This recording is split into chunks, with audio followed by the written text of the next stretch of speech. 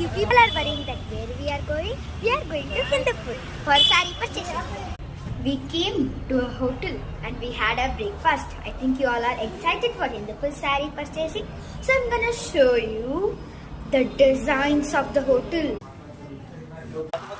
So we are here in the place to buy saree. This is the shop name. This is the address of this shop. ನೀವು ಅಂಗಡಿ ಶುರು ಮಾಡಿ ಎಷ್ಟು ವರ್ಷ ಆಯ್ತು? 5 years. ನಿಮ್ಮ ಅಡ್ರೆಸ್? ನಮ್ಮ ಅಡ್ರೆಸ್ ಹಿಂದೂಪುರ, ನಿಂಕಂಪಲ್ಲಿ ರೋಡ್. ಓಕೆ. ನಿಮ್ಮ ಹತ್ರ ಯಾವ್ಯಾವ ಟೈಪ್ ಸ್ಯಾರೀಸ್ ಇದೆ? ರಿಸೆಪ್ಷನ್ ಸ್ಯಾರೀಸ್, ಹ್ಯಾಂಡ್ಲೂಮ್ ಪ್ಯೂರ್ ಪಟ್ಟು, ಓಕೆ, ಮಲ್ಲ ಬನಾರಸ್.